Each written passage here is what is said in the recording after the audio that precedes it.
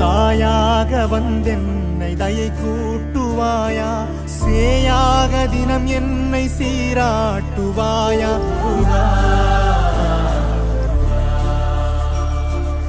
உலகெங்கிலும் வாழும் தமிழ் நெஞ்சங்களுக்கு உங்கள் செல்வ கார்த்திகின் அன்பு கலந்த வணக்கங்கள்.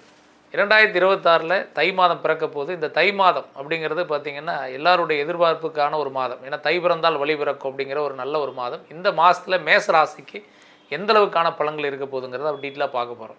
இப்போ இந்த தை மாதத்தில் பார்த்திங்கன்னா ராசியிலேருந்து 10வது வீடுன்னு சொல்லக்கூடிய மகர ராசியில் பார்த்திங்கன்னா சூரியன் போய் அமர்றது அப்படிங்கிறது ஒரு நல்ல அமைப்பு.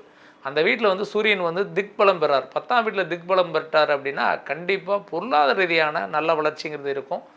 வருமானங்கிறது ரொம்ப நல்லாயிருக்கும்.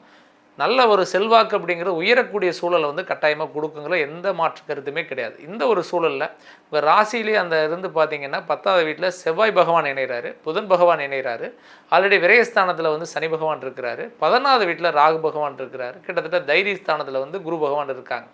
இந்த நிலவரத அடிப்படையில் இந்த 2026 இந்த தை மாதம் பொதுவாகவே பார்த்திங்கன்னா எல்லாருக்கும் மிக உற்சாகத்தை கொடுக்கக்கூடிய ஒரு மாதமாக தான் இருக்க போது. அதுவும் பார்த்திங்கன்னா மேசராசியில் பிறந்த உங்களுக்கு புதிய முயற்சிகள் எடுக்கிறதுக்கான வாய்ப்பு அமையும்.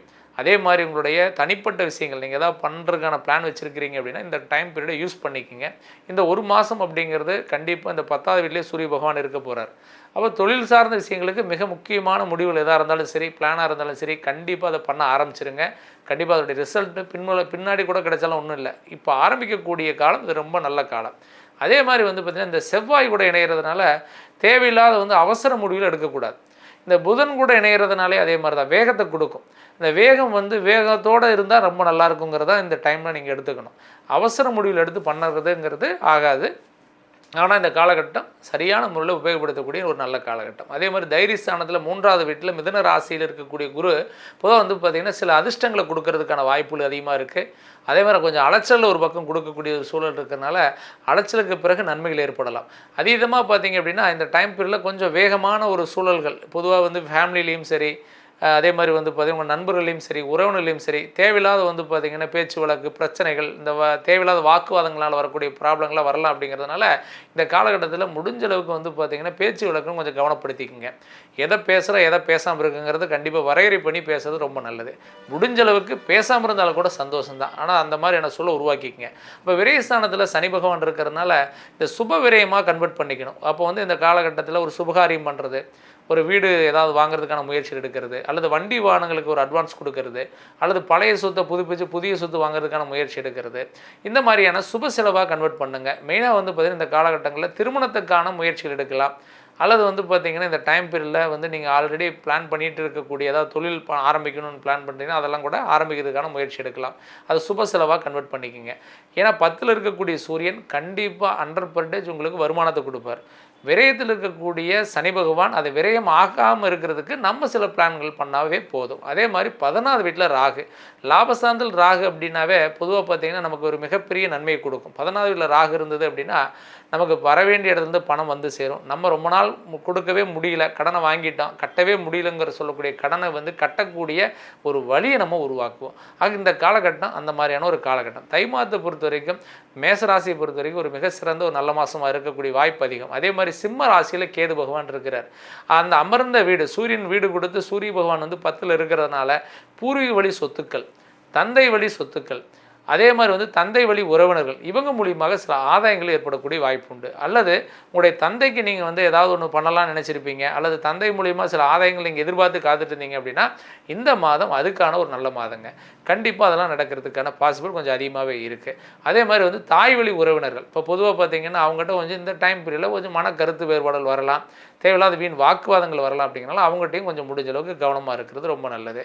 அதே அளவுக்கு உஷ்ண சம்பந்தப்பட்ட வியாதிகள், இப்போ எக்ஸாம்பிள் சூரியன் திக்பலம் பெற்றாலும் கூட இணையர் அமைப்பு அந்த மகர ராசி சனி வீடு கொடுத்து அந்த சனி விரயத்தில் இருக்கிறதுனால இந்த உஷ்ண சம்பந்தப்பட்ட பாதிப்பு, வயிறு உபாதைகள், இந்த கண்ணெரிச்சல், கண் சம்பந்தப்பட்ட நோய்கள் இதெல்லாம் வரலாம். அது மெயினாக பார்த்தீங்கன்னா வலது கண் சார்ந்த தொந்தரவுகள் வரதுக்கான வாய்ப்புகள் உண்டு. இதெல்லாம் கொஞ்சம் நீங்கள் கவனமாக பார்த்துக்கணும். அதே மாதிரி வெளிநாடு தொடர்பில் இருக்கிறவங்க, அயல்நாடு சம்மந்தப்பட்ட வேலை நீங்கள் ட்ரை பண்ணிட்டு இருக்கீங்க, வெளிநாட்டுக்கு ட்ரை பண்ணிட்டு இருக்கீங்க, அல்லது வந்து நீங்கள் ஆல்ரெடி வந்து பிளான் வச்சுருக்கீங்க அப்படின்னா இந்த காலகட்டத்தை தாராளமாக யூஸ் பண்ணிக்கலாம். அதே மாதிரி வந்து பிள்ளைகளுடைய படிப்பு சார்ந்த விஷயங்களுக்கும் இந்த காலகட்டம் உங்களுக்கு ரொம்ப ஃபேவராக இருக்குது. அவங்களை சார்ந்த ஏதாவது முடிவுகள் எடுக்கணும்னு நினைக்கிறீங்க. ஸ்கூலில் பார்த்தீங்கன்னா இன்னொரு 4 months இருக்குது.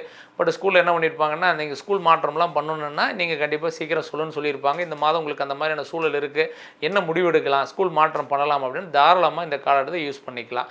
அதே மாதிரி ஸ்கூல் மாற்றம் பண்ணுறதுக்கு உகந்த காலம், அதே மாதிரி வந்து பார்த்திங்கன்னா வீடு மாற்றம் பண்ணுறதுக்கு உகந்த காலம், அதே மாதிரி புதிய வாய்ப்புகளை தேடி பயணிக்கிறதுக்கு உகந்த காலம். அப்போ இந்த நேரத்தை அதுக்கு தகுந்த மாதிரி யூஸ் பண்ணிக்க. நம்ம ரொம்ப கவனமாக இருக்கக்கூடிய விஷயங்கள் என்ன அப்படின்னு சொன்னால், இந்த நேரம் ஆரோக்கியத்துக்கு மட்டும் ரொம்ப கேர்ஃபுல்லாக இருக்கணும். அதே மாதிரி வந்து அரசு வேலையில் இருக்கிறவங்க, அரசு சார்ந்த வேலையில் இருக்கிறவங்களும் சரி, அல்ல அரசு வேலைக்கு முயற்சி பண்ணுறவங்களும் சரி, அவங்க கொஞ்சம் கவனமாக இருக்கணும். உங்களுக்கு சம்மந்தமில்லாத வந்து தேவையில்லாத ப்ராப்ளங்கள் உருவாகிறதுக்கு வாய்ப்புகள் இருக்குது. நீங்கள் கேர்ஃபுல்லாக உங்களுடைய வேலையை கரெக்டாக செய்யுங்க. உங்களுடைய பொறுப்புகளை உணர்ந்து செய்யுங்க. அடுத்தவங்களை இன்வால்வ் பண்ணி பண்ணுறது, உங்களுடைய பொறுப்பு அடுத்தவங்கள்ட்ட நீங்கள் கொடுத்து பண்ணுறதுங்கிறது ஆகாத ஒரு காரியம். அப்படி பண்ணினீங்க அப்படின்னா அதனால் உங்களுக்கு கெட்ட பேர்கள் உருவாகிறதுக்கு வாய்ப்புகள் உண்டு.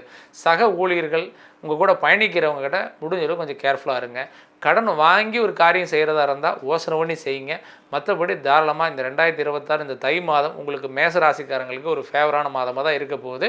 இதை கரெக்டாக நம்மள பயன்படுத்திக்கங்க. இது வரைக்கும் பார்த்தீங்கன்னா ராசிக்கான பலன்களை நீங்கள் டீட்டெயிலாக பார்த்தீங்க. பொதுவாக வந்து பார்த்தீங்கன்னா நம்ம எப்பவும் சொல்கிறது தான், நிறைய பேருக்கு நிறைய சந்தேகங்கள் இருக்கத்தான் செய்யுது. நிறைய கமெண்ட்ஸ் நம்ம பார்க்குறோம். சார், என்னுடைய தனிப்பட்ட ராசிக்கு எப்படி இருக்கும், ஏன் என்னுடைய வாழ்க்கையில் பல விதமான கஷ்டங்கள் நான் அடைகிறேன், இதனால் எனக்கு வந்து எப்போ பார்த்தாலும் ஒரு மாதிரி விரக்தியாகவே இருக்குது, ஏதாவது ஒரு தொந்தரவு வந்துகிட்டே இருக்குது அப்படிங்கிற மாதிரிலாம் நிறைய பேர் கேட்குறத பார்க்குறோம்.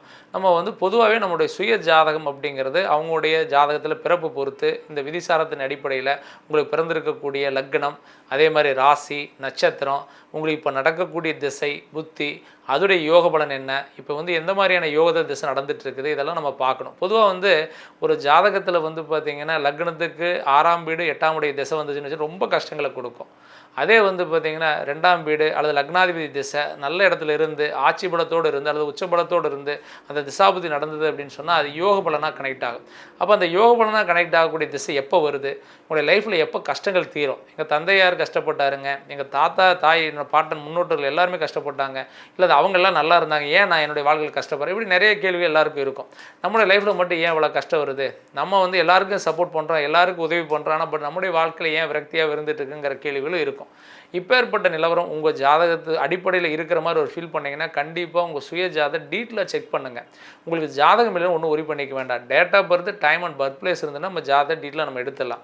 அப்படி ஜாதகத்தை நீங்கள் பார்க்கணும் அல்லது வந்து அந்த ஜாதகம் கிட்ட தெளிவாக இல்லை அப்படின்னாலுமே டீட்டெயிலாக ஃபஸ்ட்டு ஜாதகம் எடுத்துக்கிட்டுங்க. எடுத்துகிட்டு ஃபஸ்ட்டு உங்களுக்கான பிறப்பு யோகம் என்ன, அதில் என்ன மாதிரி யோகங்கள்லாம் இருக்குது, உங்களுக்கு ஏதாவது முன்வழி கர்மாக்களுடைய தொடர்பு எதாவது இருக்கா, அல்லது இப்போ நடைமுறை கர்மாவுடைய சிக்கல்களில் கர்மாவோடைய ஆதிக்கத்தில் இருக்கிறீங்களா. ஏன்னா இந்த கர்மகாரகன் அப்படின்னு சொன்னால் சனி பகவான் எல்லாருக்கும் தெரியும். அப்போ அந்த சனியுடைய வீக்னஸ் எதாவது இருக்கா, அல்லது வந்து உங்களுடைய தனிப்பட்ட யோகங்கள் இன்னும் வேலை செய்யவே இல்லையா, எந்த ஏஜில் ஸ்டார்ட் ஆகும், என்ன இப்போ திசை புத்தி நடக்குது, அதுக்கான செயல்பாடு என்ன, அதை எப்படி நம்ம ஆக்டிவேட் பண்ணணும் அப்படிங்கிறத தெரிஞ்சுக்கணும்.